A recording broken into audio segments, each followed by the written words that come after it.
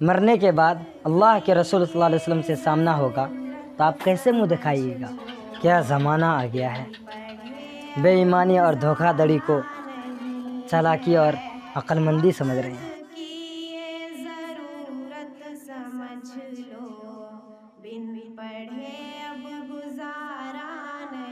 अस्सलाम वालेकुम।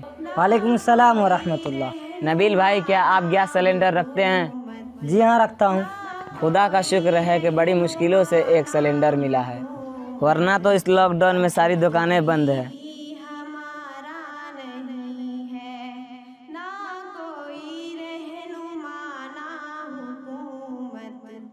अब कोई भी तुम्हारा नहीं है।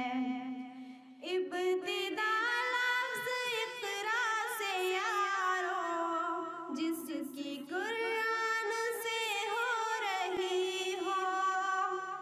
इब्तिदा लफ्ज़ इक़रा से यारो, जिसकी कुरान कितने पैसे हुए? मैं अभी आता हूँ। चाचा, क्या बात है? गैस सिलेंडर का कितना दाम है? इसके 1500 रुपये दे दो। क्या आप इस सेवा से पैसा लेते हैं? जी हाँ, बिल्कुल लेता हूँ।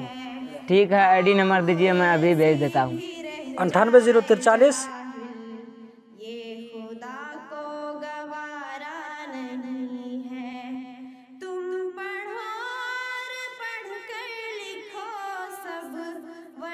चेक कीजिए, मैं भेज दिया हूँ।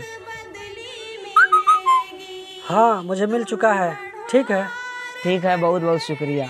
चाचा, आपने ज़्यादा पैसा क्यों लिया?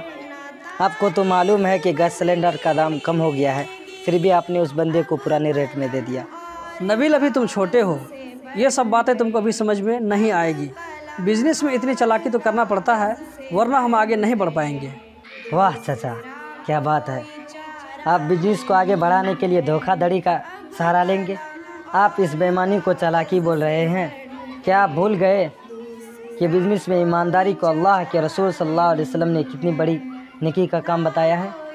मरने के बाद अल्लाह के रसूल सल्लल्लाहु अलैहि वसल्लम से सामना होगा तो आप कैसे मुंह दिखाइएगा। क्या ज़माना आ गया है। बेईमानी और धोखाधड़ी को चालाकी और अक्लमंदी समझ रहे हैं। नबील, तुम बिल्कुल सही कह रहे हो। मैं भी उसको ज़ायद पैसा वापस कर देता हूँ। तुमने मेरी आंखें खोल दी। अब मैं हमेशा इंशाल्लाह बिज़नेस में ईमानदारी को रखूँगा। या अल्लाह, मेरी तौबा।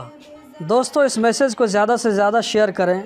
हो सकता है आपकी एक शेयर करने की वजह से किसी की इस्लाह हो जाए।